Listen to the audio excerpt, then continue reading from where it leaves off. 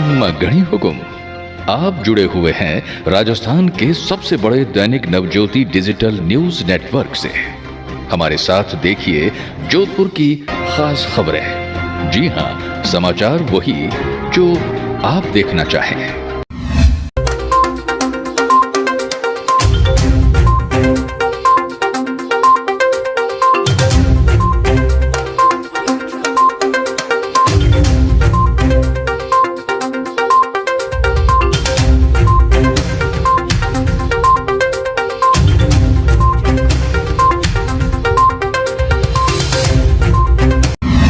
राजस्थान की धरती पर किसान वैसे तो कई फसलें पैदा करते हैं, मगर बाजरे की फसल पैदा करने से किसानों को इसलिए भी खुशी मिलती है क्योंकि बाजरा राजस्थान प्रदेश की पहचान पूरी दुनिया में किसानों की भी करवाता है और बाजरे को आज भी बड़े ही चाव से खाया जाता है। यह राजस्थान का सबसे समृद्ध अन्न माना जाता है। कृषि विभाग के पांडे ने बताया कि जोधपुर में जहां 5 लाख हेक्टेयर में बाजरे का उत्पादन किया जाता है, तो बाड़मेर जिले में 10 लाख हेक्टेयर में उत्पादन हो रहा है, जो पूरे भारत भर में नहीं होता। उन्होंने कहा कि बाजरा राजस्थान की प्रमुख फसल है, ऐसे में इसका प्रोसेसिंग किया जाना जरूरी है। बाजरे और जवाहर से अगर बियर बनाए जाने की पूरी संभावना है, ऐसे में इस पर काम करते हुए नए उद्योग स्थापित किए जाए तो बाजरे की फसल काफी कीमती हो सकती है। नवज्योति टीम ने कृषि विभाग के संयुक्त निदेशक डॉक्टर के पांडे के साथ बाजरे की उपयोगिता को लेकर की खास बातचीत। हिंदुस्तान में जितना एरिया है उसका सर्वाधिक क्षेत्रफल राजस्थान के अंदर है और उसमें भी जोधपुर में करीब ये 4.5-5 लाख हेक्टेयर में क्षेत्र में बाजरे का उत्पादन किया जाता है और सबसे बड़ा क्षेत्र जो है वो बाड़मेर जिले में है, जो कि करीब 10 लाख हेक्टेयर के आसपास है। इतना बड़ा क्षेत्र किसी भी जिले में पूरे भारत भर में नहीं है। बाजरा एक ऐसी फसल है जो बहुत कम पानी में, बहुत कम संसाधनों में और बहुत ही कमजोर मिट्टी में भी आसानी से पैदा हो जाता है। इसके अतिरिक्त बाजरे और ज्वार दोनों से बियर बनाए जाने की पूरी संभावना है। अगर बाजरे से बियर बनाने की कोई संभावना तलाश की जाए और कोई उद्योग लगाया जाए तो बाजरे की क्रॉप बहुत ही कीमती साबित हो सकती है। इसके लिए जरूरी है कि इसके मार्केट प्राइस बहुत अच्छी मिले। इसके लिए भारत सरकार ने बहुत अच्छी MSP भी घोषित कर रखी है, लेकिन इतने बड़े उत्पादन के कंजम्पशन के लिए जरूरी है कि इसका प्रोसेसिंग किया जाए। लड़ाई झगड़े के बाद घायल हुए अज्ञात युवक को पहले तो पावटा हॉस्पिटल ले जाया गया, जहां पर अस्पताल स्टाफ ने सिर में गहरी चोट होने के कारण मरीज को अस्पताल की एम्बुलेंस से मथुरादास माथुर अस्पताल के ट्रोमा सेंटर में रेफर दिया। यहां आने के बाद गंभीर घायल अज्ञात को ट्रॉली पर उपचार के लिए अंदर ले जाने के बजाय ट्रॉलीमैन व एम्बुलेंस कर्मी आपस में झगड़ते रहे। इस दरमियान गंभीर घायल युवक ट्रॉली पर तड़पता रहा। मामले की जानकारी अधीक्षक तक पहुंचना की बात सुनने के बाद ट्रॉलीमैन व एम्बुलेंस कर्मी हरकत में आए और मरीज को ट्रॉमा सेंटर में ले जाकर भर्ती कराया। तब कहीं जाकर मरीज का उपचार प्रारंभ हुआ। रेलवे द्वारा बनाए जा रहे मोहनपुरा पुल का निर्माण कार्य भले अधूरा हो, लेकिन निर्माण एजेंसी द्वारा सुरक्षा के बंदोबस्त नहीं करने से दुपहिया वाहन चालकों ने पुल से आवागमन शुरू कर दिया है।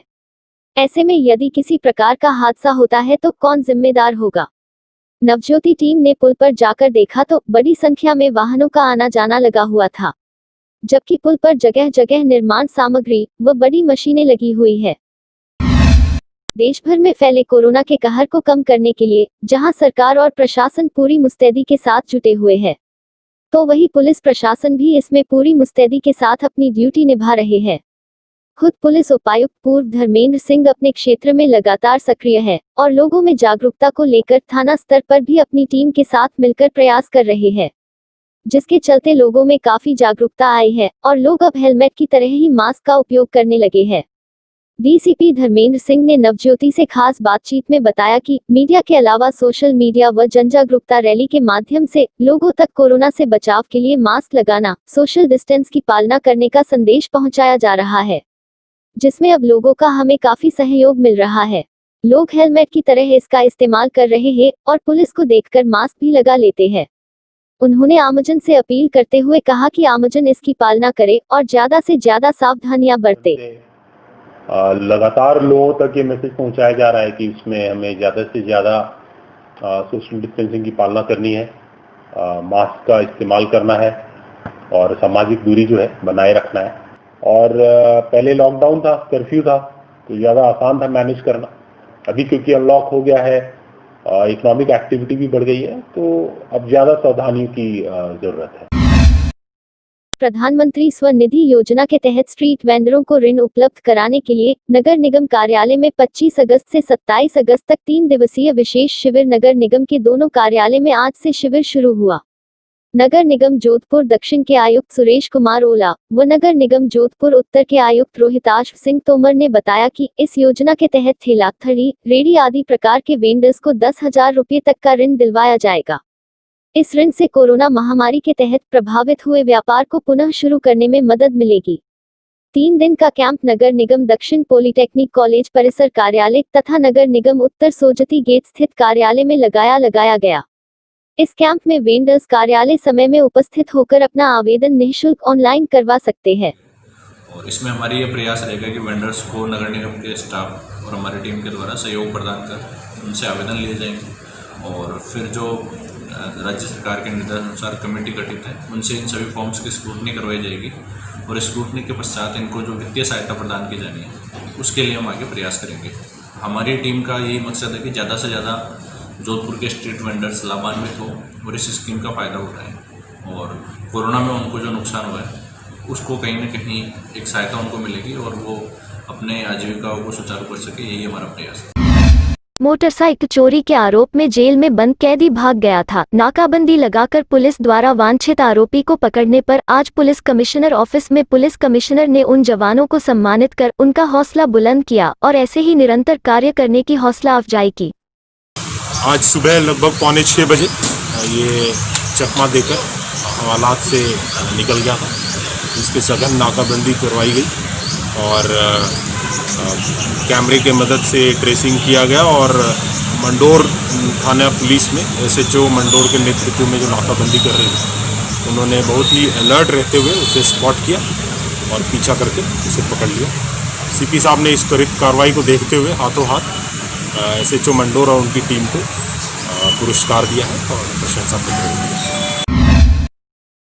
कुड़ी और सालावास हाईवे जो शताब्दी सर्कल को जोड़ता है, उस पुल पर आवागमन को बाधित करने के लिए पुलिस को लगाया गया है और रेलवे डिपार्टमेंट की तरफ से हिदायत दी गई है कि पुल के ऊपर से ना जाने, उनकी टेस्टिंग चल रही है। यह रास्ता 5 दिन तक बंद रहेगा। इस कारण से जनता परेशानी से गुजर रही है। लोग रेल की पटरी को पार करके जोखिम उठा रहे हैं जो कभी भी बड़े हादसे का रूप ले सकता है। दैनिक नव ज्योति के YouTube चैनल को सब्सक्राइब करें और ताज़ा अपडेट के लिए बेल आइकॉन दबाएं। ये थे आज के मुख्य समाचार। अब नव ज्योति डिजिटल एडिशन देखिए हर रोज शाम 4 बजे और रात 8 बजे। विस्तार से जानने के लिए पढ़ते रहिए दैनिक नव ज्योति।